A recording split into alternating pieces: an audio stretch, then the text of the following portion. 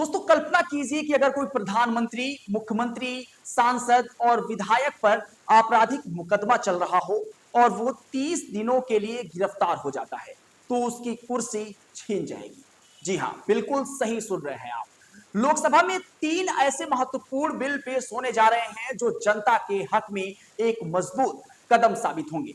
सबसे पहले समझिए ये कानून क्या कहता है।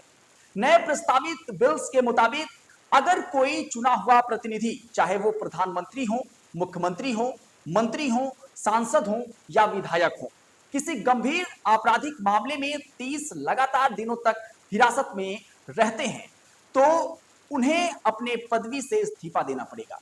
प्रधानमंत्री के मामले में 30 दिनों के बाद 31वें दिन इस्तीफा अनिवार्य होगा।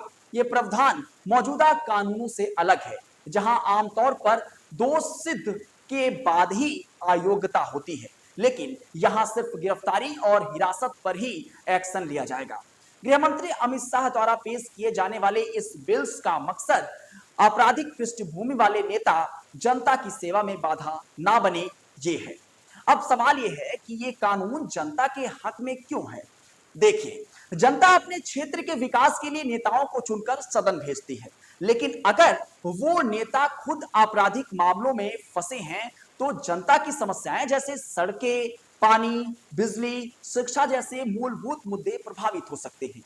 ये नया कानून सुनिश्चित करेगा कि केवल साफ सुथरे नेता ही पद पर बने रहें, जिससे भ्रष्टाचार कम होगा और जनता की आवाज मजबूत होगी। असली विकास पर फोकस होगा।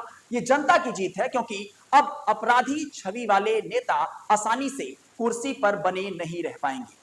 अब बात करते हैं उन 3 महत्वपूर्ण बिल्स की जो लोकसभा में पेश होने जा रहे हैं।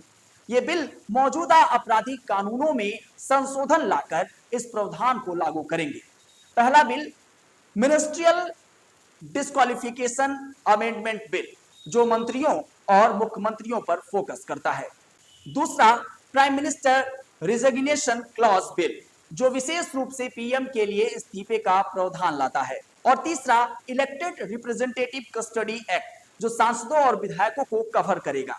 ये तीनों बिल गृह मंत्रालय द्वारा तैयार किया गया है और संसद के मॉनसून सेशन में पास होने की उम्मीद है। अगर पास हो गए तो ये 2026 से लागू हो सकते हैं, जिससे राजनीति में पारदर्शिता बढ़ेगी। वैसे इस बिल के बारे में आप क्या सोचते हैं? क्या ये जनता के लिए एक सही फैसला साबित हो सकता है? अपनी प्रतिक्रिया भी इस पर जरूर दर्शाइएगा। धन्यवाद।